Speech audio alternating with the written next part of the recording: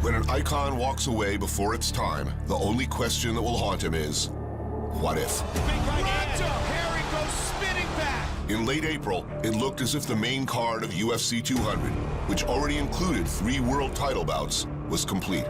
First triple XL gloves utilized in UFC history. But company officials teased one more big fight. If anybody had any questions about whether or not this guy's for real, they have been answered. Something huge. That is one big dude. The rumor mill swirled until just 5 weeks before the event. Can you see me now? Can you see me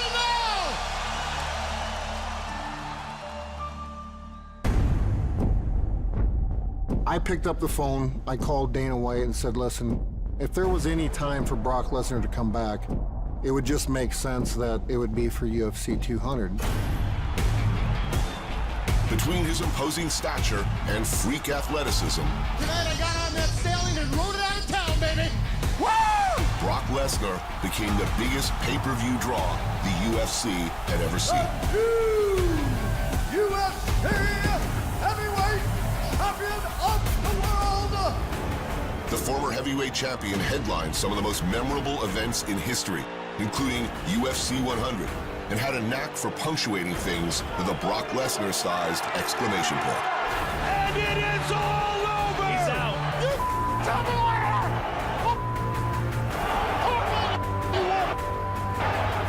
Frank Mir had a horseshoe up his ass. I pulled that sumbitch out and I beat him over the head with it. Woo!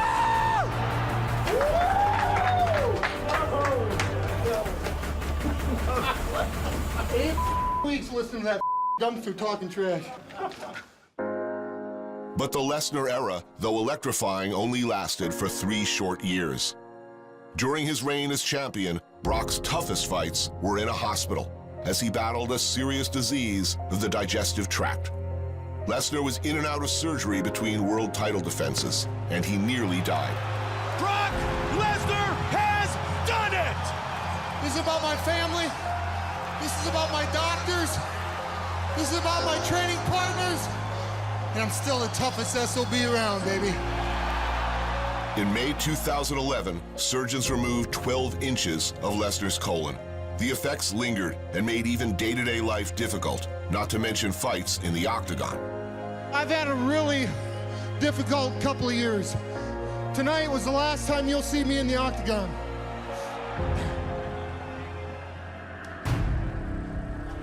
The illness had beaten me, and I couldn't be the guy that I needed to be in the octagon. Clear the room out, guys. Let's clear the room out and deal with the doctor. In retirement, Lesnar was haunted by that question, what if? And even 5 years after he closed the octagon door behind him, the question persisted. Why are you going back in the octagon for UFC 200? Because I couldn't live with that decision. I don't want to be sitting 20 years from now saying, you know what, son, you should have went and did that. That chapter of my life, I didn't like the way the chapter ended, so I couldn't continue the book and move forward. So finally, eventually, he's just decided, yep, I'm throwing my hat back in the ring. Now that he's answered the octagon's call, the world wonders, what if? What if this is the last time they'll see this larger-than-life figure fight again? What if it's a second coming? For now, the only question that will be demanded of Lesnar is this: can he beat the man who will stand across from him on July 9th? He can generate tremendous power from real short distances. There's tremors coming off that overhand right when he throws it. Like you said, you can feel it. You can hear it. Oh, he tagged him. And again, trying to finish it. And just like a great assassin, he kills his opponent and he takes off. What's up, Brock? You should have stayed at home, mate. Oh, he got nailed. Nice uppercut. Boy, he knew when he landed that. He just walked away. Mark Hunt is one of those men whose temperament aligns perfectly with fan interest. Oh! Goes through! The 5'10" Samoan has to cut weight to make the 265-pound limit, That's it. and he has patented the walk-off knockout. Oh, big right hand from Hunt! The UFC's version of the home run in the bottom of the 9th. Hunt's fighting life began before the UFC was a global phenomenon. In 2001, he fought in the world kickboxing circuit. And though he showed some intangible qualities, he wasn't sure he could make combat into a career.